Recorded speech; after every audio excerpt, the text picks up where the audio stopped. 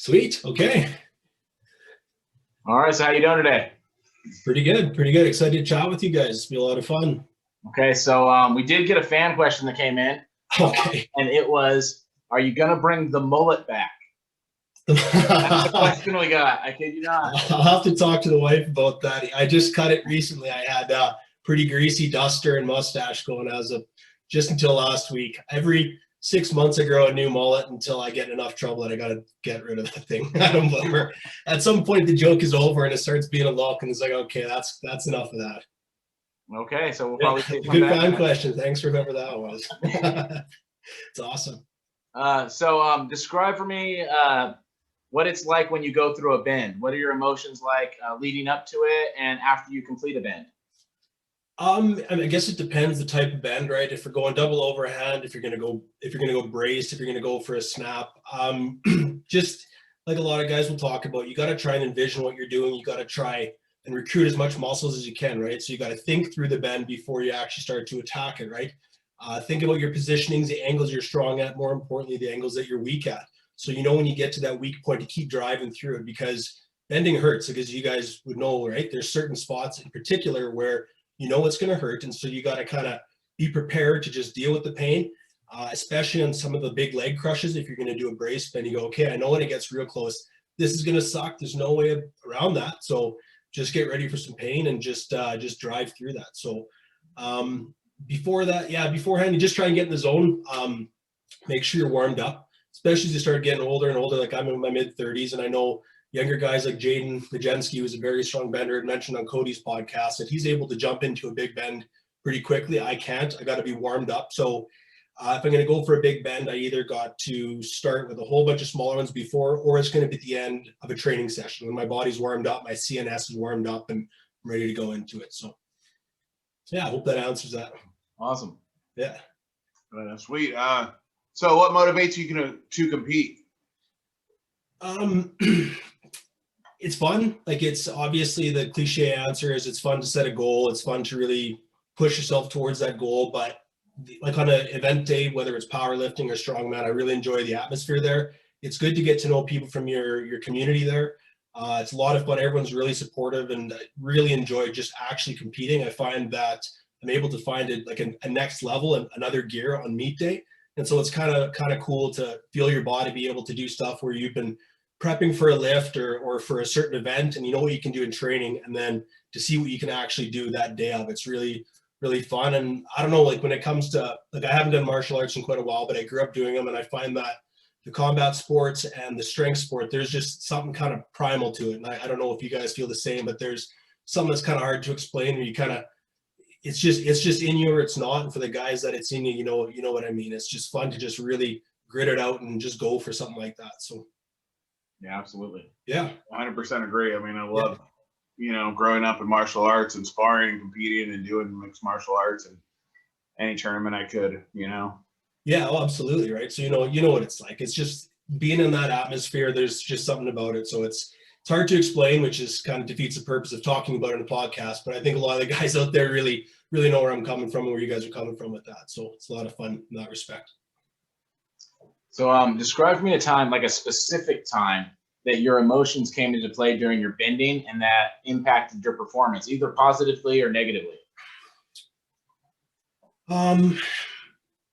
That's a tough question. I don't really feel like I get too much emotion when I'm bending or doing heavy stuff. Like, emotion isn't the word that I would use. I find that I'm really able to trigger my fight or flight response. That's something I've been working on for years, and I find especially on meet day, as I referenced before, or if I am going to go for something big, I don't know if I would consider that an actual conscious emotional response, but I am able to dig deep in that respect. I guess the only actual emotion would be if it does start to hurt a lot. Like I was discussing before, some things you get to a point where it just kind of starts to hurt, and then you allow that little voice in your head that goes, is this pain going to be too much for me? Do I need to stop this? Like, am I actually going to? There's a fine line with some of the big lifts or the big bends where it goes, okay, is this my body telling me to stop because it hurts, or is this my body telling me to stop because you're going to hurt yourself, right? There's a difference between pain and an injury, right? And so I guess just that doubt of trying to decipher between the two of those For me, I think would maybe be the only thing that I can think of right now, anyways, off the cuff of an emotion that would get involved, be it positive or negative. So what do you go through to access that fight or flight? I don't know, man. Like, it's not like I'm not somebody that goes back to, you know, an emotional experience or a person I disliked or anything like that, where I have to trigger it consciously like that. I go, okay, you know, I had a bad experience. I'm going to use that particular instance to try and drive me. I just find that I'm able to, you know, especially if I'm training at home, turn the tunes on. I got a couple songs that really allow me to get in the zone, as I would call it, as a lot of guys would call it. And I just find a way to shut actually my brain off as much as I can and just let my body do the work, right? Like, we spend a lot of time prepping for lifts or bands, and so our bodies tend to know what they're doing, right? That's the whole point of training, is to get to a position that when you're done, you're ready to go for something, right? And so I find when my body's warmed up, my brain is where it needs to be, I can just shut it off and just go for it, man. Do you ever tell that little voice to shut up, or how do you All the time, that voice when all the it time, pops man. up? Yeah, you have to, don't you? Right? Like, Yeah. it's normal for your body to go when you, especially if you're pushing it hard enough to hit those big PRs, right? Your brain at some point is going to step in and go, I don't know, man, like, that's a lot of weight on that bar, or that's a really stiff piece of steel, or whatever it is, right? That's a really big stone. And so, of course, you got to tell your brain to shut up. Like, sometimes you can get into a pretty good flow state in training, and, you know, things just one lift after the other is coming. You feel really good. And those are the good days, but we all have bad days too. And that's when that little voice is just a little bit too loud, and we have to work on shutting it up. Or I guess alternatively, we have to listen to it, right? Because we can get pretty fatigued at times, and as much as our ego can get in the way, sometimes we do have to listen to that little voice too, right? So it sounds like I don't know if you're familiar with Eddie Hall talking about his 500 kilo deadlift and where he went to be able to achieve what he achieved, like in his brain, and what he actually created in his mind to get there. No, I'm not. I'm obviously very familiar with the lift and Eddie Hall, but I'm not familiar with that particular clip you're talking about. What was he saying there?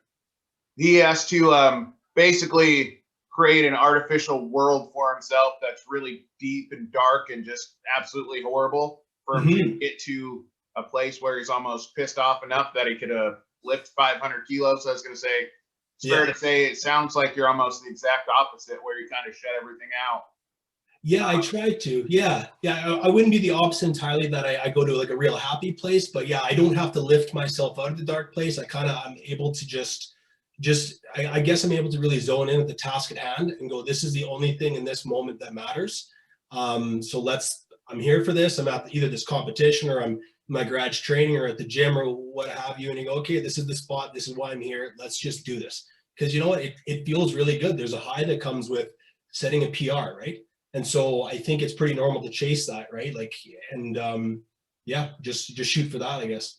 Awesome. Well, speaking of PRs, what do you think is one of your greatest athletic achievements?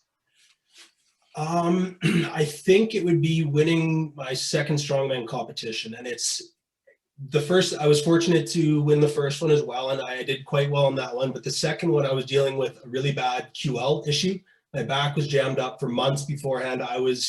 At that point, I had a pregnant wife and a 2-year-old, and so my training times were quite limited. And unfortunately, I had to spend a lot of that training time doing rehabilitation, trying to sort my back out. So I wasn't able to prep for this meet as much as I wanted to. And so I really had to focus on that side of it. Then come meet day, the first event was, are you familiar with what a duck walk is? Yes. Yeah. And so, okay, for the listeners that don't know what a duck walk is, it's a terrible event where you have a ton of weight dangling between your legs. You basically deadlift it up and have to run with it. And because of the handles, it usually rubs on the side of your thigh. So you have to almost take a sumo stance and run with it. Well, Yeah. I was middleweight at that point in time. Sorry, still am, but I was 202 pounds, and we were supposed to be running with 365 pounds, which is a decent weight. But the morning of, the middleweight weight broke. So we had to jump up to 450 pounds, the heavyweight. Wow. And so here I am 202 pounds running with 450. And right before I got to the end, my grip gave out and something in the lower part of my spine just kind of cracked and jammed up hard. I dropped the weight, picked it up and finished it. And then went, oh boy, like, I don't know if I can finish this meet. And so I kept I stretched for about an hour up to the next meet. I knew the next event was a press, and I knew I was going to do quite well in that. I was able to actually win that event. And then I went, okay, maybe I won't drop out. I'll keep going event by event, just spending the whole time working on this back issue. And I was able to win that. So it wasn't like a glorious victory by any chance, but I guess just for determination and, you know, coming through all the back issues leading up to the event and dealing with an injury throughout the whole event and still coming out and winning that. I think that for me, like internally, that was a really, really good, a good victory. Awesome, man. Yeah. So you said you get really into the zone when you're bending. Mm-hmm. Now, we interviewed another bender that's pretty top, Don Cummings. Oh yeah, And he is top, man. He's awesome. he said that he's completely aware of everything when he's bending. Yes. Like he'll stop and say hi to the neighbors and Yeah. and anything that's going on around him, he's completely aware, even when he's in a PR bend. Is it the Yes. same for you, or do you get kind of a tunnel vision, or? Tunnel, yeah, it's more tunnel vision.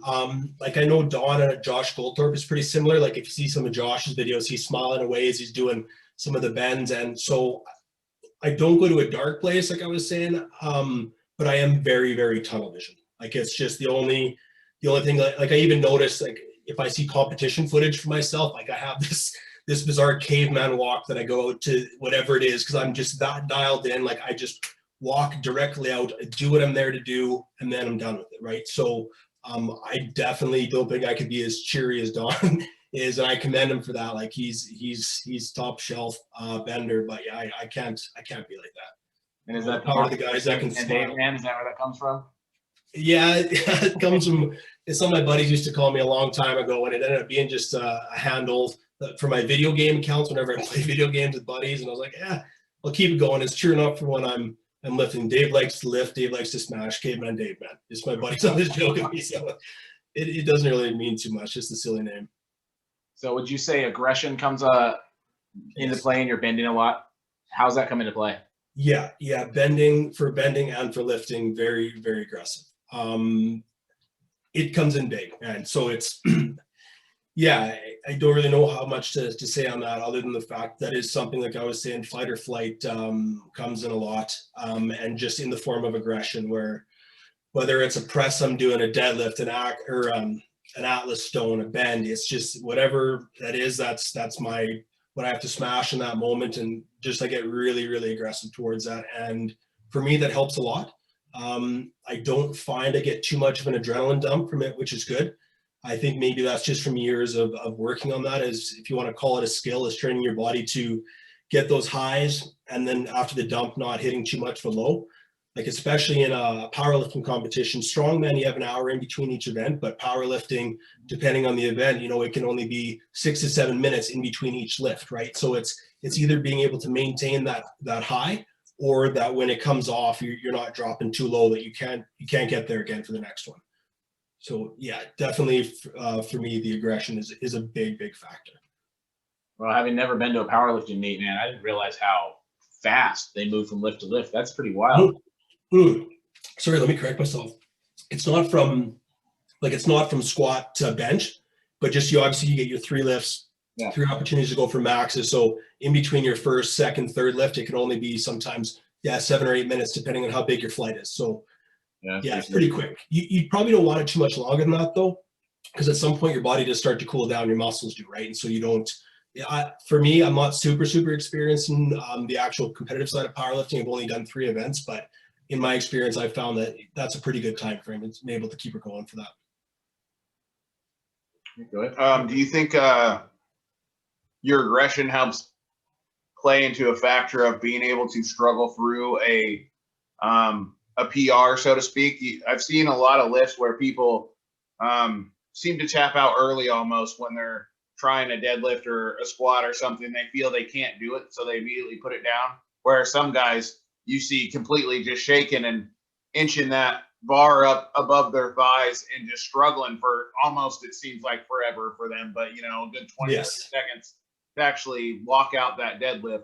You think that aggression would help you in that circumstance be able to get beyond where you've ever been compared to some of the guys that don't say have that mental toughness? I think so. Yeah, I really do. I've actually had hit PRs after fails.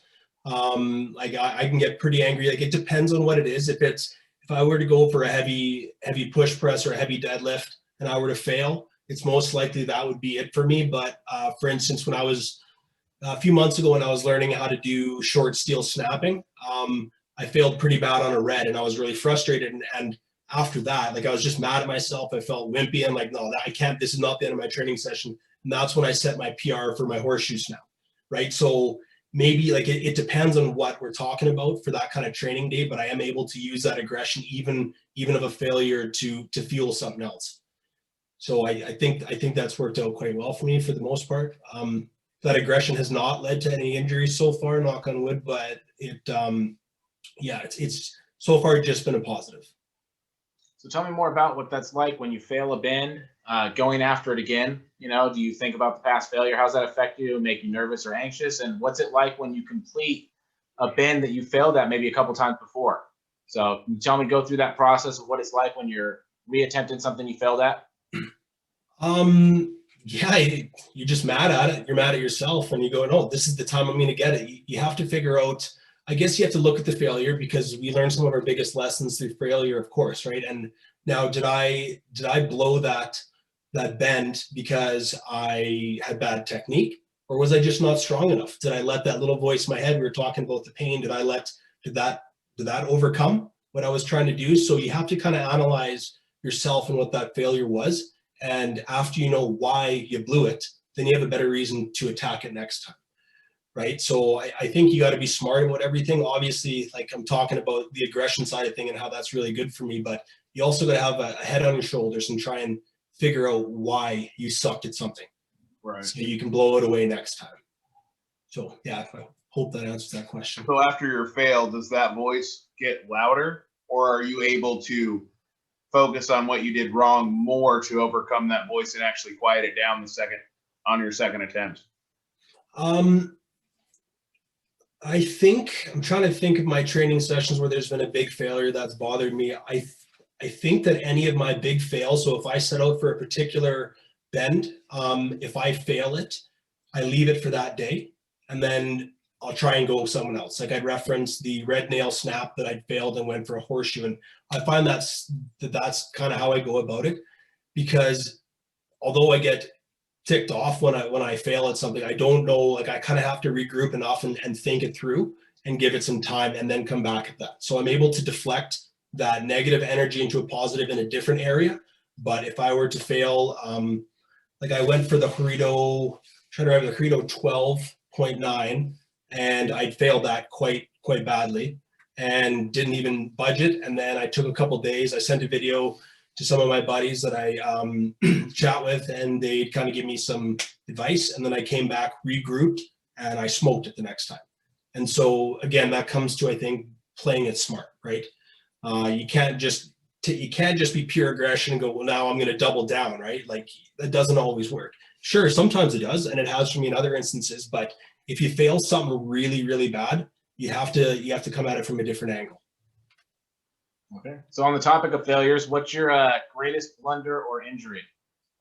Like I mentioned, I've had a lot of ailments, let's call it. Like it comes with the territory. But as for actual injuries, I've been fairly good. I had a bit of a shoulder issue. I was wearing down some of the, I think it was a tendon in my shoulder, and that's what actually took me out of powerlifting. And you know, I find that often if you have an injury, an ailment that comes out of nowhere, it usually kind of goes away on its own, right? Like obviously if you're pressing or squatting and you feel something go, you go, okay, now I've hurt myself. But I had one, it was just kind of nagging out of nowhere, and I was benching and I tried to bench through it, and I just went, no, I can't. And I dropped the weight onto the catch, and I was just so mad. I think there was only 300 pounds in the bar, but I was so mad.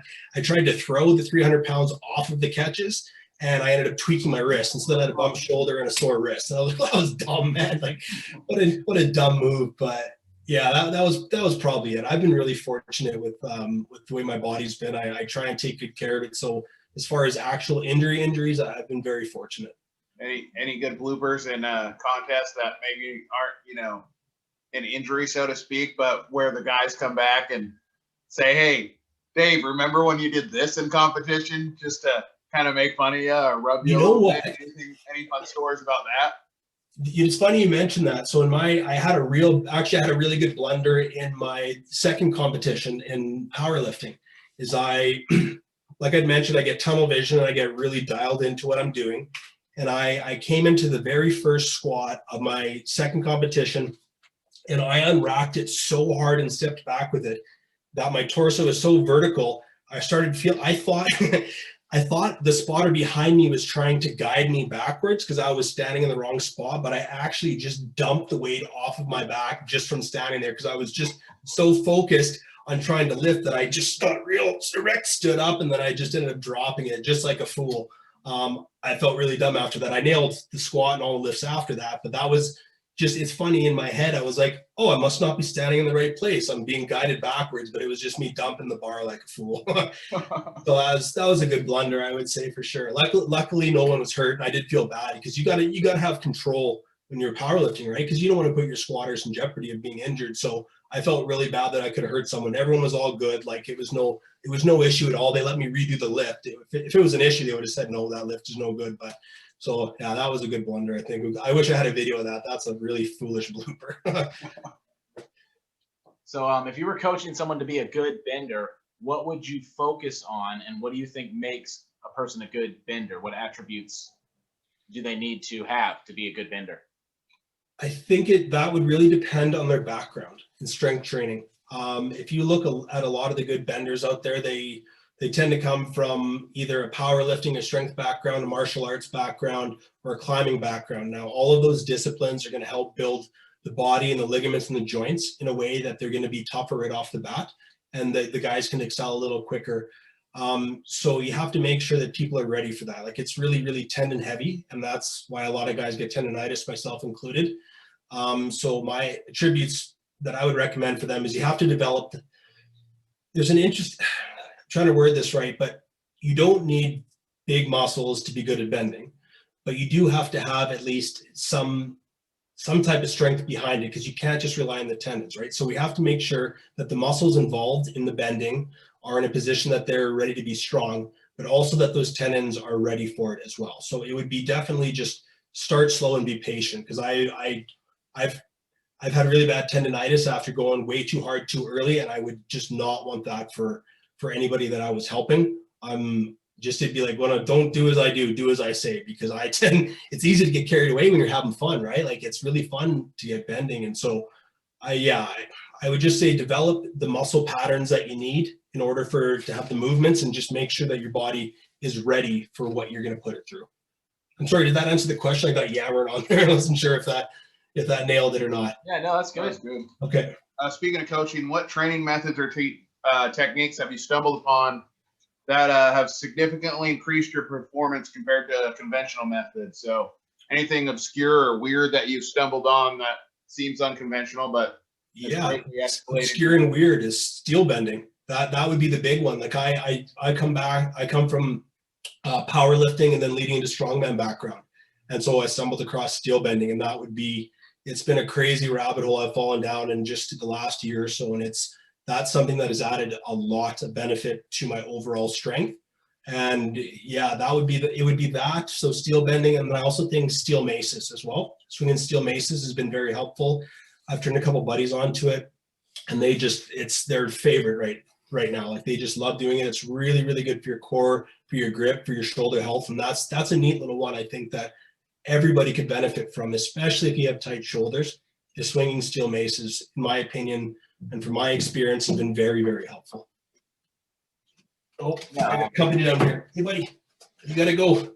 Interesting you brought that up. Actually, Todd Beecraft, who we had on, introduced us to, and Jason Gillen, actually, they introduced us to Rick Brown, who a Mace man. I was just chatting with him yesterday about Mace training, and I think he's gonna have some really good information for us coming up. So. Oh, right on. That's great. Yeah, I don't know much about it. I just through Instagram, that you talk about rabbit holes you can fall down. There's so much information there, and I just saw somebody talking about. I honestly don't even remember who it was, and I just ordered one off of Amazon when COVID first started, because gyms are closing down. I am fortunate to have a garage gym, but always looking for new equipment. You know how the grind is, right? You're never done collecting gear, and so I figured I'd give the maces a try, and now I have 4 different weights, and yeah, I think they're really good. Do you guys, have you ever used them before? Absolutely, yeah. Yeah. We were really fortunate to have some unique martial arts instructors when we were younger. Sure. That were really into training methods from the East. So they were into Awesome. mace training. They were into weapon training that involved Yeah. like a large head, heavy weight with a longer shaft that you would use in a similar manner, of course, to a mace, like a large axe or something like that. So a lot of those methods come from weapons training. As you know, maces actually come from a weapon training. So yeah. Sure. Have you had similar experience to myself? Did you find that it was a useful tool for training? For sure, absolutely. Yeah. It loosens up your shoulders. I mean, it's fantastic for what it does for you getting prepared for lifts. And yeah, I love the mace. And he actually injured his shoulder a long time ago in high school, and he uses the shoulder rock, the longer one. Oh yeah, yeah, Absolutely. yeah. That's a Shoulder rock is. Sorry, what was that? I was gonna say a shoulder rock's amazing because when we're in high school and dumb, we think we could come in, pick up the 110 pound dumbbells and put them up because you're strong enough, but you're not doing it right. And a couple of years down the road, you're like, my rotator cuff's really messed up. Yeah, you're feeling it. No, the shoulder rock is great. Chris Duffin he's a genius. The owner of Kabuki Strength that designed that. Like that guy. Actually, I read his book, and I've been a member of one of their websites. They have a whole bunch of information on there. They're great. That is a great company. If anyone's looking to educate themselves. 30 minutes from our house. No way, really? Yeah. Oh, that's awesome. Okay, that's really cool. Yeah, we're up here in Vancouver, Washington. They're just a couple cities down. Yeah, right on. No, that's great. And I think if anyone's listening, if you ever want to learn lots, Kabuki Education is really, really good. They put out, I think it's almost daily videos. Like they have a ton of information on all sorts of strength aspects. It's usually geared towards powerlifting, but as for body maintenance and prehab and rehab, and they're like the information they have on bracing it changed my lifting. Like they're great. It's a great company. Absolutely. Mm. So take us through your barehanded horseshoe snap. Yeah, that hurt. That hurt a lot. And what was going on in your head? Why would you want to do something crazy like that? And yeah, I don't really know, man. Like I had the idea quite a few months ago. After I did my first horseshoe snap, I was like, yeah, it'd be kind of cool to do a barehanded one. And I searched around and found out there's only one guy that's done it. It's Pat Poviolitis, and he's renowned as one of, if not the best horseshoe benders and snappers ever. And I thought, it'd be kind of a cool goal to try it out. And I wasn't able to even kink a horseshoe barehanded, and so I kind of put that on the back burner. And then Josh Goldthorpe opened one barehanded, and I went, okay, I'll give it a shot. And was able to do that. And then a few weeks or a month went by, and I saw that Josh had hearted one barehanded, and I was like, okay, well, I'm going to give it a try. Josh has become a buddy of mine, actually, and so we were chatting about it, and so I gave it a shot. And I just know with the way that I snap horseshoes, if I can heart it, then I can snap it. Okay. And so I was able to heart it, and then I snapped a Sancro Ultralight #1 in right around, I think it was 5 minutes and 15 seconds barehanded. And so I was like, okay, so I have the hand toughness for that. And then I think a week went by, and I was like, okay, well, nobody has that I could find. I don't think there's anyone out there that snapped one into 3 pieces. So I went, okay, let's give it a shot. And so that's what led up to that. And then it was hard, man. It took an hour and 15 minutes. And I just grinded it out. Like have you guys tried snapping horseshoes at all before? No.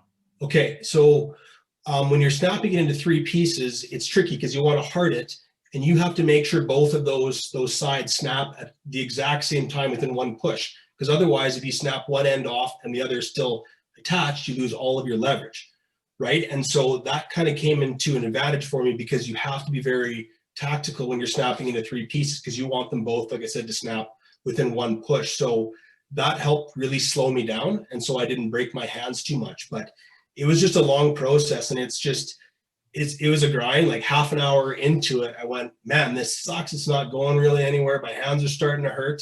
But I went, okay, well, I'm 30 minutes in though. What a waste of time that would have been. Why would I go through all that pain if I'm just going to quit now?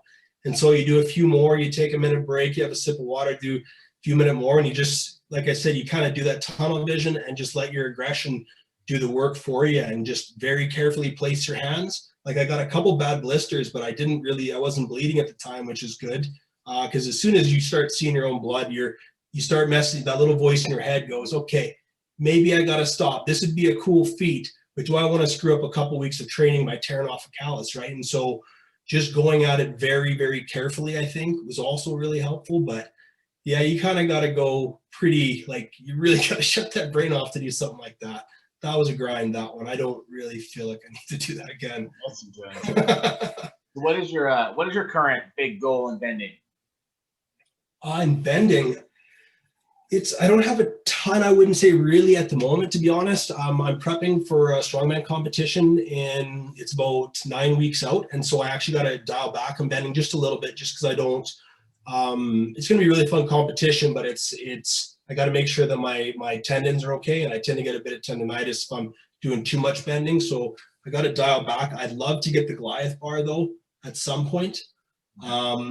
Other than that, like my buddy Dan Dring sent me a bunch of David Horn steel, so work away on some of the David Horn certifications that he's got, and that's kind of it. Nothing glaring for bending at the moment. So how much different is standard bending in a sense where you're either doing double overhand, double underhand versus brace bending or even snapping? Because I know in a sense for regular double overhand, double underhand, you have to be somewhat flexible to get your muscles in the right position to be able to bend pretty big steel, where it seems like brace bending, some of us less flexible guys might have a better chance. Is that somewhat true, and how much different are the two of them?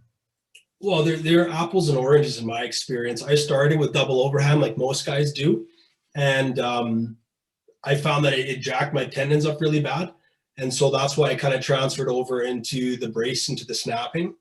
So they're just they're obviously the same sport, but it's just two totally different angles for it. It's kind of like comparing a bench press and a deadlift, right? Like obviously they both have their merits and their benefits, but it just depends what you like. You're going to be able to bend much bigger steel with the braced, and that's really cool. But it's really, really satisfying to get a double overhand bend, right? Like it just feels really cool to get that mobility up there and be able to drive through with your shoulders like that. So, sorry, what was the exact question again? I was going to say, guys that are less flexible, like I can't really get in the right position to do double overhand from the shoulder injury or just not being flexible enough. Yeah. You stand a good chance, and is brace bending different enough for you to be able to, actually do huge steel as somebody who can't do a double overhand, underhand technique? Yeah, man, absolutely. I would actually really encourage you to start playing around with the snapping and the braced. I had to back off of almost all my double overhand bending after I got tendonitis. I went a little too hard, too quick in the fall, leading up to a strongman competition. So I set the double overhand and most of the bending aside while I was prepping for that competition. And I came back into bending with more horseshoes and brace and snapping. And I've enjoyed that a lot. So if you can't get into the double overhand position, have you tried swinging a mace before you do? That's what I meant. I meant to mention that earlier, but for all the guys that are having a difficult time getting into that double overhand position, I find that like I won't try and double overhand bend anything until I've done at least 100 swings with one of my maces, because I find that it's wild for me, the difference that it allows, like how much it benefits getting into that position.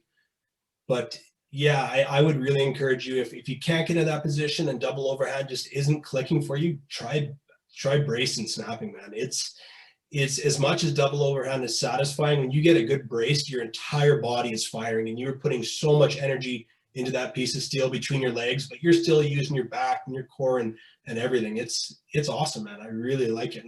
And snapping is a whole nother thing. Like it's like Cody from Beyond the Bend says, it's the closest thing you're going to get to a fight without getting in a fight, right? Like he's a very good jiu-jitsu fighter, and that was an interesting way to talk about it and to mention it. And I would agree with that. So it's definitely explore those options. Awesome. Yeah. So if you could start your training over with what you know now, what would you do differently and why? I would focus a lot more on core and on grip. I spent basically almost my whole powerlifting, when I was training for competitive powerlifting, if I ran out of time, I would always be wiping core off and go, core is your abs, right? Like whatever. But the more I learned about core and bracing and everything that has to offer, that really affected my lifting. I heard Stan Efferding make a good reference. So I had actually I had tracking issues with my knee, and it's taken me out a few times in my lifting career from being able to squat. And so last time it happened, I wasn't able to squat. I forget whether it was 6 or 8 months, something in that area, just because whenever I dropped low enough, my knee would go out of alignment and it would just really hurt. But I focused on my core very aggressively for that period of time. And I think I put 50 or 60 pounds in my front squat just from working on my core. What Stan had said is if you picture a leg press, guys can leg press probably 3 or 4 times more than they can squat. Why is that? Because your core is removed from the lift, right? So if you're able to develop a strong enough core that you're not worried about tipping over and you're able to be that much more stable, you're going to be able to lift a ton more. So core would be one that I would really, really focus on, and then grip as well. I didn't focus a ton on grip up until the last little bit, and it adds to everything, man. Your lower arms they're everything when it comes to lifting or even life, especially my job. I'm a firefighter, so we use our hands a lot. When we have to work, we go hard, and so grip would be a major thing that I would have worked on a lot earlier on if I could go back. And it takes time, as you guys know. Grip development takes a lot of time. You can build muscle pretty quick, but the tendons and ligaments and all that hand strength, it takes time. So I wish I'd started that a little bit earlier. Cool thing about it is grip lasts a little bit longer, though. We see 100%, man. Mark Yeah. Felix tearing it up in his mid-50s, I couldn't agree more. Yeah, it's promising for once guys' bodies get all beaten up from everything else. You still can stick with grip for a long time. Absolutely. Still gonna open that pickle jar. That's right, exactly, man. Okay. So what's the most important piece in your home gym and why? Most important piece overall, I would say, is my squat rack. It's by no means my favorite piece, but I do think a good squat rack is a really good tool to have. You can do a ton in it. Yeah, it would probably be my squat rack, but if I had to pick if I was only allowed to have one piece of equipment, it would be a kettlebell. That would be, yeah, I would say, but yeah, my favorite is my squat rack. I got a wicked deal on a really nice Rogue one on Kijiji, and it's just a really good piece of equipment. I'm able to do a ton of things with it, and it's been a very good tool for my training. That and the kettlebell, huh? Yeah, like I said, if I needed to pick just one piece of equipment, if you went, man, you got to sell all your stuff, you get to pick one, it would be a kettlebell. The amount of things that you can do with a single kettlebell is huge, and I think that would be probably the one piece that I would keep if everything else had to go. It's just a 50-pound kettlebell, nothing huge. You can do a ton of stuff with that. If I go spend some time at my family's lake claw, I'll bring a kettlebell with me, and I can do a ton of stuff. You can keep going with that. So do you take any extra steps to make sure that your bending is safe when you're doing some crazy barehanded bends and some of the feats that you've done? What do you do to make sure that you maintain an injury-free experience? I believe, as I mentioned with the barehanded horseshoe snap, is I pick my hand positioning very, very carefully. I'll take a little extra time to make sure that I'm in a very safe position, because there's no point in rushing and tearing your hand open. Other than that, if you talk about injury, it's also, like I mentioned, is you have to learn your body well enough that you know the difference between your body saying, ow, that hurts, and ow, you're going to hurt yourself, right? So it's just really, really learning your body. That's with all sports and athletics, and especially strength sports as well, is learning yourself and learning what pain and injury can feel like, right? You got to be able to differentiate, which is really hard, especially if you're leaning into a piece of steel or a press or a stone. That all happens so quick, but you got to know the difference, right? And that comes with time, and it comes with maturity in the sport as well. Awesome. So with your upcoming strongman event coming up in a few weeks, what are you preparing for now, and what events are going to actually be in the contest? Do you know yet? I do, yeah. It's actually a really neat one. It's a buddy of mine is hosting it. It's called Alberta, which is the province in Canada I'm from. It's Alberta Strongest Viking. So it's kind of a neat hybrid of strongman and Highland Games. So let's see, there's going to be the Braemar stone put, caber toss. There's going to be a Husafel carry. There's going to be 3 different natural stone to shoulders. There's going to be Fangel's fingers, Dinny stone lift. So it's basically nothing with handles except for the Dinny stones. It's going to be the only thing. So it's going to be really, really quite fun. And my goal is to go to Iceland within the next, hopefully, year. Hoping next summer I can get there and lift the manhood stones there in Iceland, and then get over to Scotland as well and do that. So this is kind of fun because although I am able to dive in and prepare for a competition, it's going to help for my like overall goals. Like if I can go and lift the manhood stones in Iceland, then that'd be pretty rad. So I'll be able to apply my training from this competition. Hopefully the gains that I get from it in preparation, I can hopefully just keep carrying it on throughout my training the next bit. So yeah, that ties in nicely to my big goals for lifting. Yeah, that'd be an awesome tour, man. Yeah, really, really cool. I've wanted to do it for a while, and now that COVID seems to slowly be letting up a bit, I'm hoping by a year from now things will be a lot cooler, and you can get out and do that with a good buddy of mine, Rory. We've chatted about it for a while. It'd be wicked to go lift those stones. Yeah, that's really cool. We have a natural stone garden ourselves it's one of our favorite things to lift. So sweet. We have all kinds of them. And then one of our buddies that we train with, we started finding just natural stones and putting up coordinates on the website so we could actually find, some famous stones and go and lift them. We actually have one on one of the mountains here that we've done, which is really cool. So we're all about the natural stones too. That's awesome, man. So different about them. It's a challenge, it's not balanced perfectly or nothing. You got to solve the puzzle almost just to lift it. It's the oldest test of strength, right? Like that's what's kind of cool about it is it's the oldest test of strength there is that. Not in grappling, right? Like that goes way back. So it's really cool. And that's awesome that you guys are that involved in it there. That's really cool. Yeah, the timberline stone. Yeah, it's really cool. Timberline stone, exactly. Right on. At Mount Hood. Awesome. Right on. Where are you about in Alberta? I know I have my grandma had a lot of family in Alberta, Canada, actually. So I'm from Edmonton. Okay.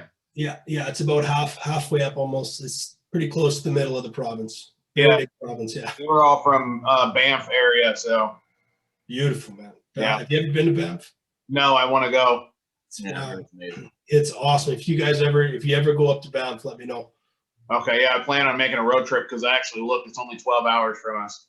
Yeah, that's not too bad actually. It's because it's about 4.5 hours from me, and I'm in Alberta. Yeah. Canada's really big. It really is.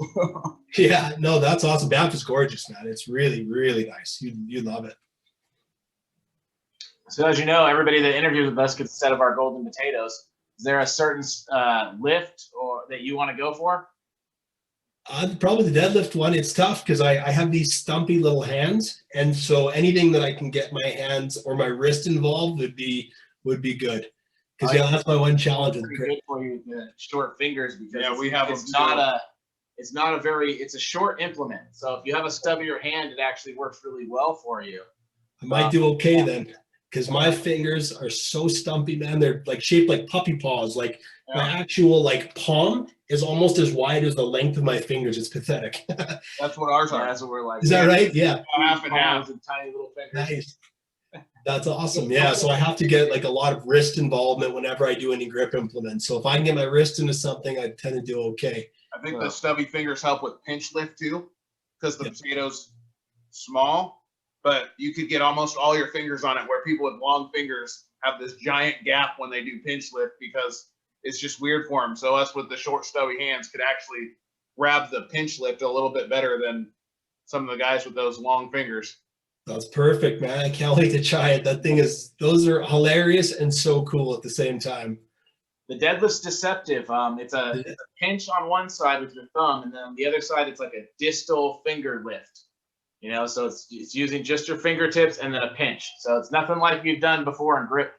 It's pretty sure weird. it's not. It looks awesome. I can't wait to play around with that, guys. It's really A lot cool. of people say it's kind of like the grab ball, but it's also kind of like a one-handed natural stone.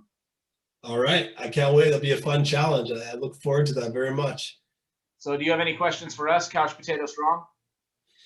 No, I don't think so. I think it's really, really cool what you guys are doing. It's fun to follow you on Instagram. I enjoy your podcast, and I really appreciate you having me on. It's fun to chat with you, and just keep at it. It's really cool. There's there's a lot of very interesting and very, very strong people out there, and it's really fun to hear what they have to say. So keep doing it, and you guys will have a lot of fun chatting with Cody.